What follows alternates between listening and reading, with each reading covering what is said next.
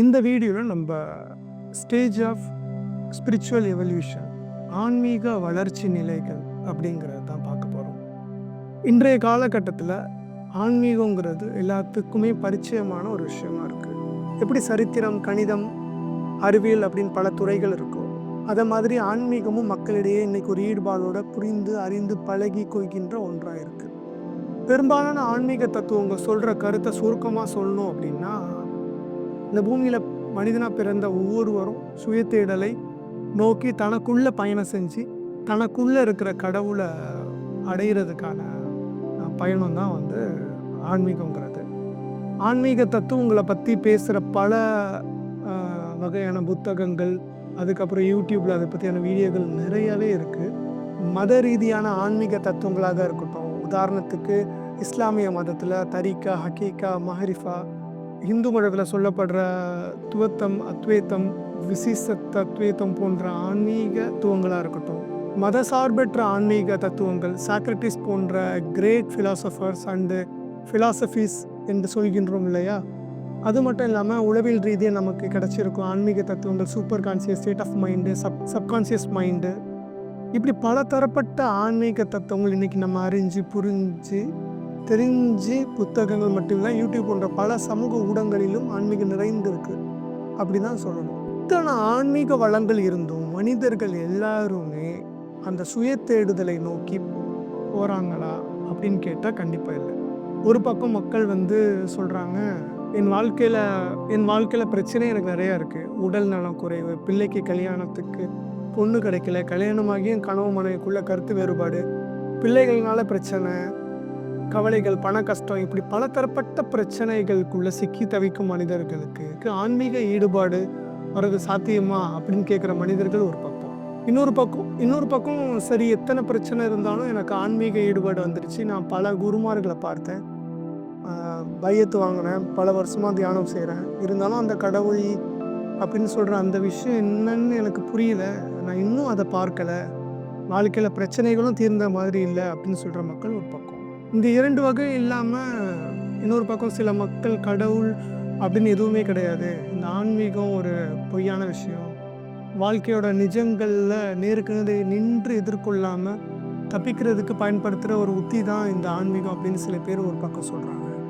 இந்த மூன்று வகையினரை தாண்டி ஒரு சில பேர் மட்டும் சராசரியான வாழ்க்கையை வாழ்ந்துக்கிட்டு தங்களை கடந்து உள்ளே சென்று கண்ணுக்கு புலப்படாத அந்த கடவுளை அப்படிங்கிற விஷயத்தை கண்டு அறிந்து புரிந்து உணர்ந்து வாழ்ந்துட்டு போகிறாங்க. இதை கண்டிப்பாக மறக்க முடியாது. இன்றைக்கும் நம்மிடம் இந்த மாதிரியான மக்கள் வாழ்ந்துக்கிட்டு தான் இருக்காங்க. இப்போ நம்ம பார்த்த அந்த முதல் மூன்று வகையினருக்கும் நான்காவது தங்களை கடந்து உள்ளே செல்பவர்களுக்கும் இடையே ஒரு விதமான இடைவெளி இருக்குது.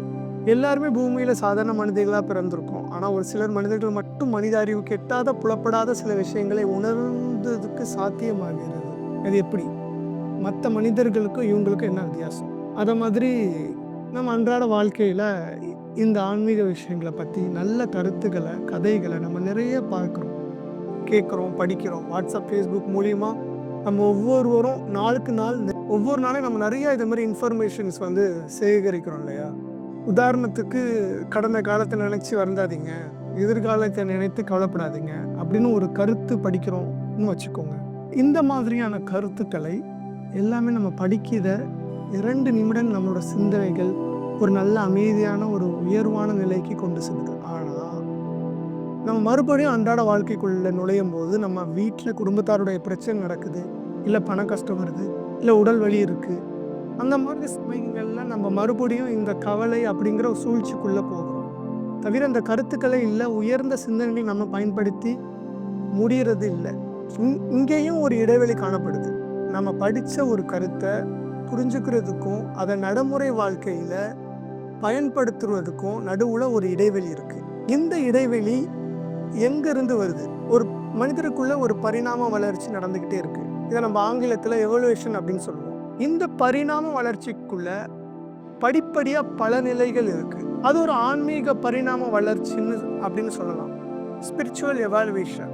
இந்த மாதிரியான மனித வளர்ச்சியை பற்றி ஆராய்ச்சி செய்தவர்கள் வரையறுக்கப்பட்ட சில வளர்ச்சி நிலைகளை பற்றி எழுதி வச்சிருக்காங்க.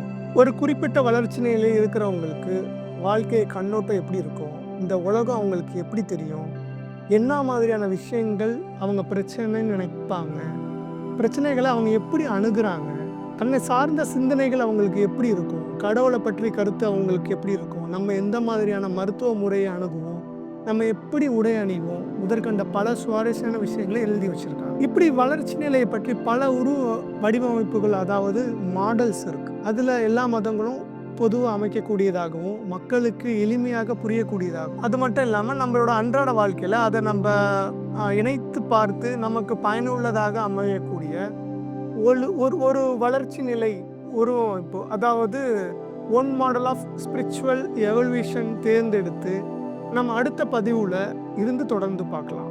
என்னென்ன வளர்ச்சி நிலைகள் இருக்குது, ஒவ்வொரு நிலையில் இருக்கிற மனிதர்களுடைய அம்சங்கள் எப்படி இருக்குது, இதை நம்ம வாழ்க்கையில் எப்படி பயன்படுத்தலாம், ஒரு நிலையிலிருந்து இன்னொரு நிலைக்கு நம்ம எப்படி முன்னேற்றம் அடையலாம், அந்த நிலைக்கு நம்ம மாறும் போது அந்த மாற்றம் எப்படி இருக்கும், அந்த மாற்றத்துக்கான அறிகுறி நமக்கு தெரியுமா, அந்த அறிகுறியை நம்மளால் கண்டுபிடிக்க முடியுமா அப்படிங்கிற எல்லா விஷயங்களும் டீட்டெயிலாக நம்ம ஒவ்வொரு வீடியோவாகவும் தொடர்ந்து பார்க்கலாம்.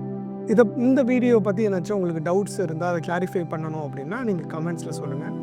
இந்த வீடியோவில் நான் பதிவு செய்கிறது எல்லாமே என்னோட சுய ஆன்மீக அனுபவத்தை மட்டும் தான் நான் ஷேர் பண்ணுறேன். அடுத்த வீடியோவில் சந்திப்போம்.